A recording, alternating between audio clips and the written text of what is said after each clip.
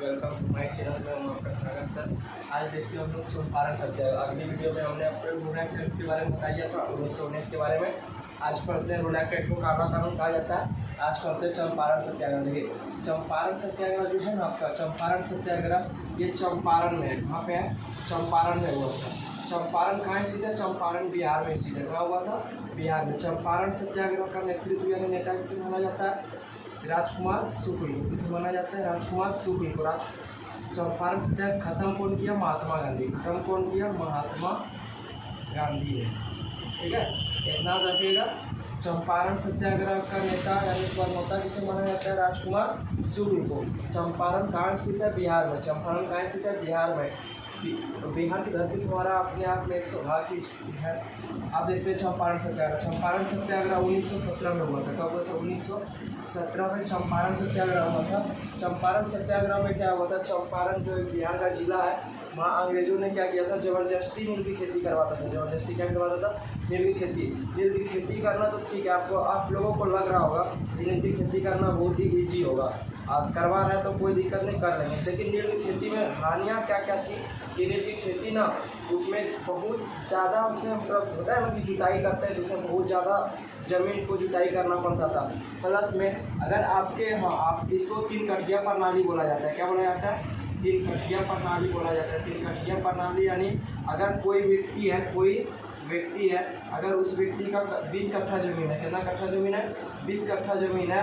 उसको अपने 20 कट्ठा ज़मीन में 3 कट्ठा में नील उगाना पड़ता था। और यह जो नील था वो अंग्रेज क्या करता था? लगान के रूप में जब्त कर लेता था। लगान यानी होता है, अभी समझिए आप टैक्स। क्या समझिए? टैक्स के रूप में क्या कौन जब्त कर लेता था? अंग्रेजों सब क्या करता था? जब्त कर लेता था। अंग्रेजों सब क्या करता था? जब्त कर लेता था। कोई दिक्कत?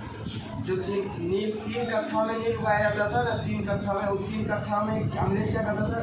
नील उगा लिया और वो नील लगान यानी टैक्स के रूप में, किस रूप में? टैक्स के रूप में जब्त कर लेता था। तो दिक्कत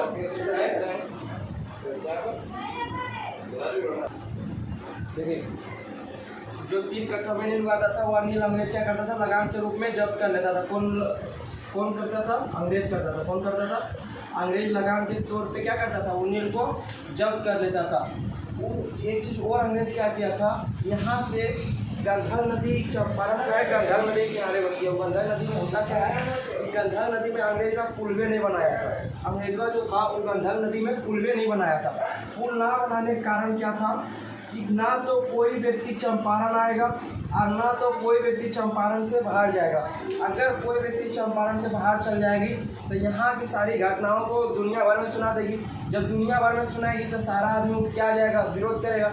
जिस कारण अंग्रेज नहीं चाहता था कि मेरा ये जो धंधा चल रहा है नील का खेती करने का, वो नील का खेती खत्म हो जाए। और ये नील का खेती में होता क्या था कि नील का खेती में बहुत ज़्यादा जुताई की आवश्यकता पड़ती थी। उसके बाद इसमें ना खताली बहुत ज़्यादा हो जाती थी। आपको जो होता है क्या बोलता है कि नील में जब कच्चा नील पका होता था उसको जब नील को बनाया जाता था ना उसमें बहुत बड़ा ट्रंक रहता था और ट्रंक में नील को डाल के और उसमें पानी गर्म करके उसमें आदमी को डुबा कर एकदम नील को घोरना पड़ता था। जब नील को घोरता था ना तो उसका जितना तक वो बेचारा डूबता था उतना तक उसका कलर हो जाता था ब्लू कलर, यानी समझिए विष्णु भगवान का कलर बन जाता था वो।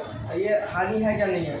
उसके बाद जिस कट्ठा में नील किया जाता था, जिस भूमि में मतलब 3 कट्ठा में नील खेती कर दिया, ये 3 कट्ठा में क्या किया? जब नील का खेती कर दिया ये 3 कट्ठा 4 से 5 वर्षों के लिए इसमें कोई फसलें नहीं होगा। मेन मुख्य कारण तो यही था इसका कि अगर नील का खेती जिस भूमि पर कर दिया, मान लीजिए हम अपना यहाँ पे नील का खेती कर दिए, अब इस भूमि पर हम 4 से 5 साल तक कोई फसल नहीं उपजा पाएंगे।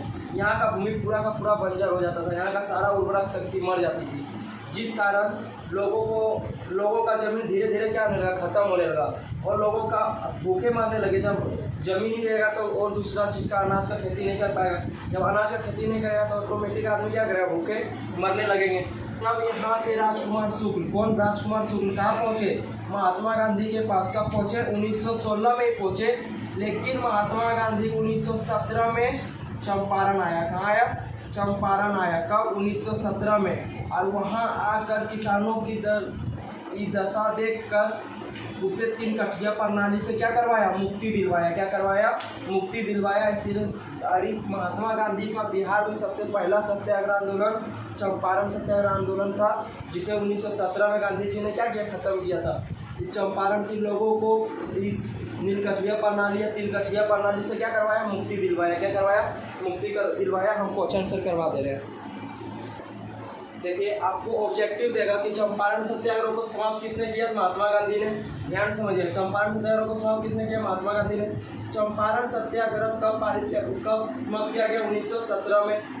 चंपारण सत्याग्रह का जो नेता या प्रवक्ता था कौन था, राजकुमार शुक्ल था। कौन था, राजकुमार शुक्ल था। चंपारण सत्याग्रह को 3 कठिया प्रणाली या नीलकठिया प्रणाली भी कहते हैं। क्या कहते हैं, 3 कठिया प्रणाली या नीलकठिया प्रणाली। 3 कठिया प्रणाली में कितने जमीन में नील की खेती की जाती है, 3 कट्ठा में। अगर कोई व्यक्ति का 20 कट्ठा जमीन है तो 3 कट्ठा क्या कर लेगा, नील की खेती कर लेगा। 3/20 भाग में नील की खेती कर लेती। यह भूमि, जिस भूमि पर नील की खेती की जाती थी वह भूमि 4 से 5 वर्षों के लिए क्या हो जाती थी, बंजर हो जाती थी। ठीक है।